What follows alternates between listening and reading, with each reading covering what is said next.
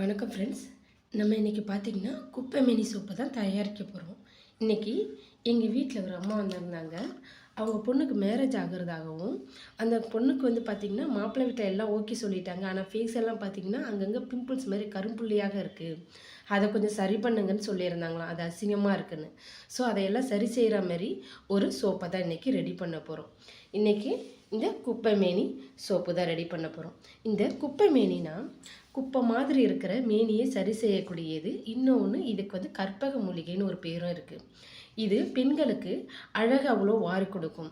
So அப்படி என்ன இது பண்ணணும்னு பார்த்திங்கன்னா, நம்ம ஸ்கின்னில் பார்த்திங்கன்னா முகத்தில் வந்துட்டு ஓப்பன் போல்ஸ் சொல்கிறோம் பார்த்திங்களா, அது முகத்தில் உள்ள துகள்கள்னு சொல்லுவோம். நம்ம அந்த ஹோல்ஸ் இருக்குது பார்த்திங்களா, அதை ஓட்டைன்னு சொல்லுவோம். அந்த ஓட்டையை சரி செய்யக்கூடியது இது. அதுக்கப்புறம் முகத்தை வந்து பார்த்திங்கன்னா நமக்கு நிறைய கரும்புள்ளி வரும். நிறைய பேருக்கு வந்து ஹேபிட் பார்த்திங்கன்னா கையை வைப்பாங்க, பிம்பிள்ஸ் எது வந்தாலும் அதை எதுவும் வராமல் சரி செய்யக்கூடியதுன்னு பார்த்திங்கன்னா இந்த குப்பை மேனி. அதேமாரி தழும்பு அம்மா வைத்திருந்ததுன்னா பார்த்திங்கன்னா அந்த தழும்புகள்லாம் அப்படியே இருக்கும், உடம்பு ஃபுல்லாக வந்திருந்தது, அதையெல்லாம் சரி செய்யக்கூடியது. இறந்த செல்ஸை வந்துட்டு ரினியூவல் பண்ணி புது செல்ஸை வந்து பார்த்திங்கன்னா நல்லா ஒரு க்ரோத் பண்ணும். அதுக்கப்புறம் மேனியை நல்லா பளபளப்பாக வைக்கும். நிறைய பேர் வந்து பார்த்திங்கன்னா நல்ல ஒரு அழகாகணும், அதுக்கு ரொம்ப கம்மியான காசில் ஏதாவது இருக்குன்னா உடனே எடுத்த உடனே நீங்கள் வந்து பார்லருக்கு போயிடுறீங்க. பார்லர்லாம் தேவையில்லை. நம்ம முன்னோர்கள் பார்த்திங்கன்னா அப்போ யூஸ் பண்ணது வந்து பார்த்திங்கன்னா இந்த குப்பை மேனி. இதை விட ஒரு முக்கியமான விஷயம் சொல்லட்டுங்களா, இந்த குப்பை மேனி இளமையோடு வச்சுருக்கோம், முதுமையே வராத அளவுக்கு. நிறைய பேருக்கு வந்து பார்த்திங்கன்னா ஏஜ் அதிகம் ஆன மாதிரி தெரியும், குறிப்பாக பார்த்திங்கன்னா பெண்களுக்கு. ஸோ இது நம்மளை நல்ல இளமையோடு வச்சுருக்கோம். இந்த சோப்பை நிறைய பேர் வந்துட்டு தயாரிக்கிறாங்க. ஆனால் அவங்க எப்படி தயாரிக்கிறாங்கன்னு பார்த்திங்கன்னா, நல்லா தண்ணியை ஊற்றி இதேமாரி அரைச்சிட்டு அதை அப்படியே லிக்விடாக ஊற்றுறாங்க. அது தவறு. நான் எனக்கு பார்த்திங்கன்னா பல்ஸ் மோடில் போட்டு தான் எடுத்திருக்கேன். இதை பார்த்துருக்கீங்களா, இதோட சாறு இருக்குது, இதில் நான் தண்ணியே ஊற்றலை, இதை பல்ஸ் மோடில் போட்டு எடுத்தேன். அதுவே வந்து ஆட்டோமேட்டிக்காக அதோட லிக்விட் வந்திருக்கு. இன்னொன்று வெறும் குப்பை மேனி சாரம் மட்டும் தான் போடுறாங்க.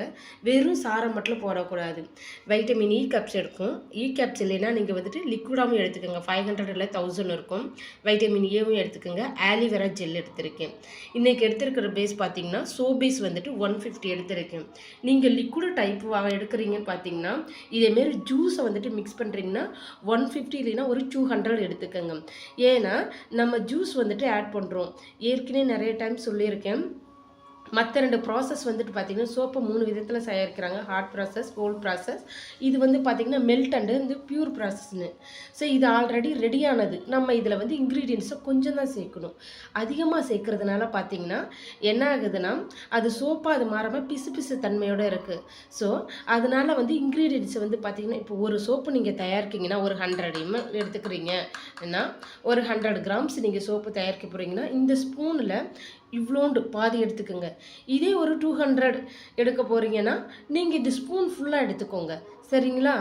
ஏன் அப்படி சொல்கிறேன்னு பார்த்தீங்கன்னா, நீங்கள் அப்படி எடுத்துக்கிட்டால் தான் உங்கள் சோப்பு நல்ல நுரை வரும். இன்க்ரீடியன்ட்ஸ் அதிகம் சேர்க்குறதுனாலையும் நம்ம சோப்பு வந்துட்டு நுரைக்காது, ஆனால் பார் ஷேப்பில் வரும். ஒரு சிலது நிறைய தண்ணி மாரி போயிடுச்சுன்னா அது அப்படியே பிசுப்பு தன்மை இருக்கும். ஸோ வந்துட்டு நீங்கள் எப்போதும் போல் காய்ச்சி என்ன பண்ணுங்க, கொஞ்சம் திக்னஸ் ஆகும்போது நீங்கள் ஊற்றுங்க. வாங்க இன்றைக்கி அந்த சோப்பை எப்படி தயாரிக்கிறதுன்னு பார்க்கலாம். நான் வந்து பார்த்திங்கன்னா இன்றைக்கி இங்கே பாருங்கள், சோப்பர் 150 எடுத்திருக்கேன். இது அப்படியே இதில் போட்டுடுறேன். அதுக்கப்புறம் ஆலிவேரா ஜெல் கொஞ்சமாக தான் ஆட் பண்ணியிருக்கேன். வைட்டமின் இ கேப்ஸு நான் 4 எடுத்திருக்கேன். நான் எப்பவுமே இ கேப்ஸ் அதிகமாக சேர்த்துப்பேன். உங்களுக்கு எவ்வளோ சேர்க்கணுன்னாலும் நீங்கள் சேர்த்துக்கோங்க. ஒரு ml வரைக்கும் நீங்கள் சேர்க்கலாம், சரிங்களா? நான் இதை எடுத்திருக்கேன். உங்கள்கிட்ட கிளிசரிங் இருக்குன்னா நீங்கள் அதை சேர்த்துக்கோங்க. நம்ம ஸ்கின்னோட மாய்ஸ்சரைசருக்காக இதை சேர்க்குறேன். அண்ட் பார்த்திங்கன்னா ஸ்கின்னை நல்ல ஒரு பொலியோடு வச்சுருக்கிறதுக்காகவும் இதை சேர்க்குறேன்.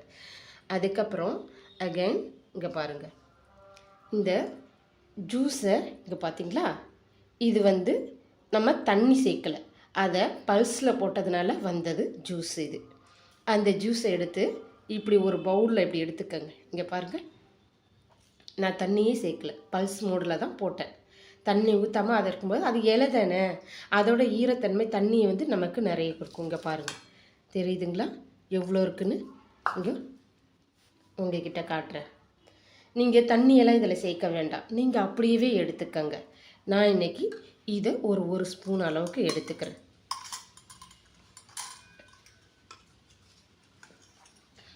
இதில் ஆலிவேரா ஜெல் இருக்கிறதுனால அது வரமாட்டேங்குது. நான் இதை எனக்கு அளவு தெரிஞ்சதுனால நான் எடுத்துக்கிறேன். இல்லையா உங்களுக்கு ஒரு கருப்பிட்ட அளவு மாதிரி தெரிஞ்சதுனாலும் நீங்கள் எடுத்துக்கோங்க. இப்படி நான் கொஞ்சமாக இதில் மிக்ஸ் பண்ணிக்கிறேன். சரிங்களா? ஏன்னா நம்ம வந்துட்டு காய்ச்சும் போது பார்த்திங்கன்னா இது இந்த முன்னாடியே நிறைய பேர் வந்துட்டு சோபேஸை காய்ச்சிட்டு இதை ஊற்றுறாங்க. அப்படி ஊற்றுறதுனால இது தண்ணியாக தான் இருக்கும். நம்ம இப்படி போடுறதுனால சோபேஸோடு சேர்ந்து இதுவும் நல்லா லிக்விட் ஆகுறதுனால ரெண்டும் மிங்கிள் ஆகிறதுனால நமக்கு ஈஸியாக இருக்கும். ஸோ இப்போ வாங்க இந்த சோப்பை உங்களுக்கு காய்ச்சி காட்டுறேன். இப்போ குப்பைமேனி சோப்பு ரெடி ஆகிடுச்சு. நம்ம இப்போ 150 போட்டோம், அதனால பார்த்திங்கன்னா கொஞ்சம் எக்ஸ்ட்ரா இருக்குது. ஸோ அதை பக்கத்தில் இப்படி ஊற்றிக்கலாம்.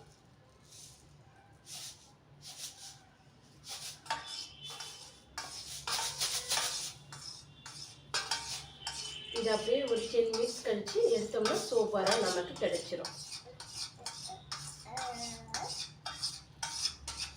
ஒன்றும் பதட்டெல்லாம் பட வேணாம், ரிலாக்ஸாக நீங்கள் பண்ணாவே உங்களுக்கு தெரிஞ்சிடும். கொஞ்சோண்டு சோப்பேக்கு மட்டும் கொஞ்சம் எக்ஸ்ட்ரா எடுத்துக்கிட்டால் போதும், நமக்கு நல்ல ஒரு சோப்பு ரெடி ஆகிடும். நம்ம குப்பைமேனி சோப்பு தான் தயாரிச்சிருக்கோம். இங்கே பாருங்கள் எவ்வளோ நல்ல ஷைனிங்காக வந்திருக்குன்னுட்டு. இது யூஸ் பண்ணுறதுனால நமக்கு நிறைய பெனிஃபிட்ஸ் இருக்குது. இங்கே பார்த்தீங்களா, அதோட அச்சு கூட அப்படியே இருக்கு. நீங்கள் பொறுமையாக கொஞ்சம் லிக்விடாக இருக்கும்போது ஊற்றாமல் கொஞ்சம் திக்னஸாக இருக்கும்போது ஊற்றுங்க. நம்ம முகத்தில் தேவையில்லாத முடி, அதுக்கப்புறம் பார்த்திங்கன்னா அங்கங்கே கருப்பாக இருக்கிற திட்டு, அம்மா வைத்திருக்கிற அடையாளம், அதுக்கப்புறம் தழும்பு, இதெல்லாம் சரி செய்யக்கூடியதுன்னு பார்த்தீங்கன்னா இந்த குப்பைமேனி சோப்பு. நம்ம கொஞ்சோண்டு இன்க்ரீடியன்ஸை சேர்த்து சோப்பரை கொஞ்சம் அதிகமாக சேர்த்து நம்ம செய்யும்போது பார்த்திங்கன்னா நமக்கு நல்ல ஒரு நுரை வரும். நான் இன்றைக்கி இதை உங்களுக்கு வாஷ் பண்ணி காட்டுறேன்.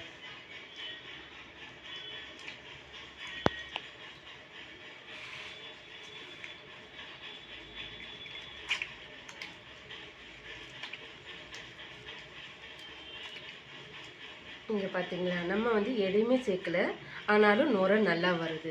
நான் இதை தயாரித்து அப்படியே வச்சுருக்கேன். பாருங்கள், பாராக இருக்குது. உங்கள் கண்ணை எதுக்க தான் இதை தேய்ச்சி காட்டுறேன்.